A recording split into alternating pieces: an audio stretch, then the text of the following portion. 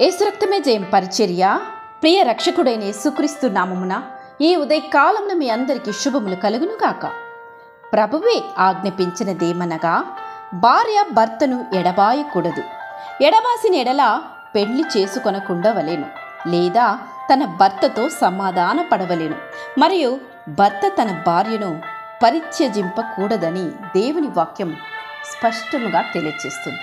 నా సహోదరి సహోదరులారా, కుటుంబ వ్యవస్థ అన్నది భార్య భర్త కలిసి ప్రారంభించు ఆ కుటుంబ వ్యవస్థను దేవుడు ఏర్పరిచిన పవిత్రమైన బంధం అది.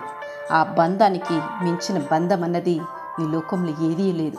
అంతటి పవిత్రమైన విలువ కలిగిన ఆ బంధాన్ని ప్రాణంతో ఉన్నప్పుడు వాటిని గుర్తించి ప్రార్థించి దేవుని చెంత నీ యొక్క ప్రతి విషయాన్ని అర్పించి నిన్ను నీవు సరిచేసుకొని కుటుంబాన్ని నడిపించు.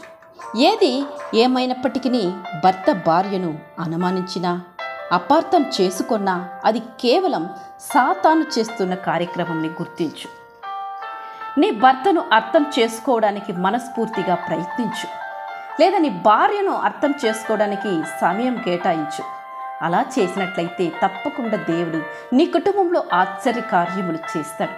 ఒకవేళ ఇప్పటి వరకు మీరు ఒకరినొకరు అపార్థం చేసుకుంటూ అనుమానించుకున్నట్లయితే నీ కుటుంబం నాశనానికి కారణం కాక మునుపే ఈరోజే ఇప్పుడే ఈ యొక్క సందేశం ద్వారా దేవుడు నిన్ను హెచ్చరిస్తుండగానే నీలో ఉన్న లోపాన్ని గుర్తించి దేవుని సన్నిధిలో మోకాళ్ళని ప్రార్థించు.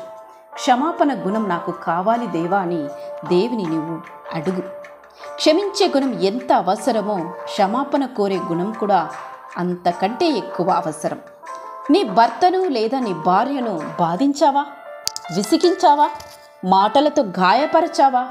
అయితే నీ తప్పును నీవు గ్రహించినప్పుడు, నీలో లోపాన్ని నీవు తెలుసుకున్నప్పుడు మనస్ఫూర్తిగా నీ భర్తతో లేదా నీ భార్యతో క్షమించు అని చెప్పడానికి వెనుక తీయద్దు.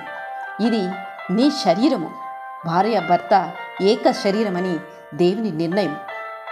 అలాంటి కార్యంలో నువ్వు ఎట్టి పరిస్థితుల్లోనూ ఇక్కడ క్షమించడా అని అడగడానికి వెనుకంజ వేయకు.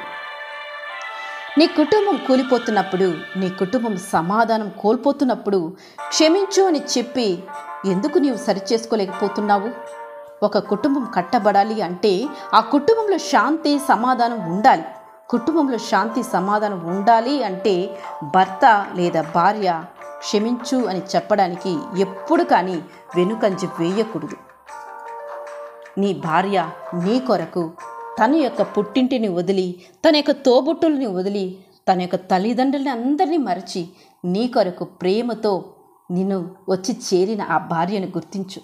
ప్రతిరోజు ఉదయం నుంచి రాత్రి వరకు నీ కొరకు నీ బిడల కొరకు శ్రమిస్తున్న విషయాల్ని గుర్తించు.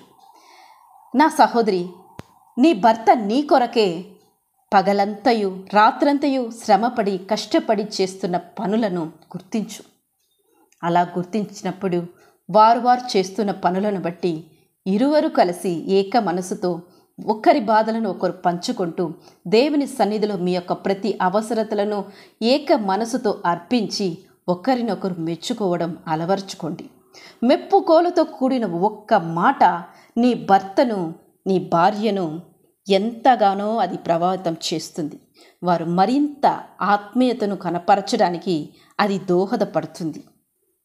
కనుక నీ భార్యతో సమయం గడుపు, నీ భర్తతో సమయం గడుపు. ఇరువురిలో ఉంటున్న లోపాన్ని సరిచేసుకొని దేవుని చెంత ప్రార్థించి నీ కుటుంబంలో మూడో వ్యక్తి చొరబడనివ్వకుండా నీవు నీ కుటుంబాన్ని కట్టుకో.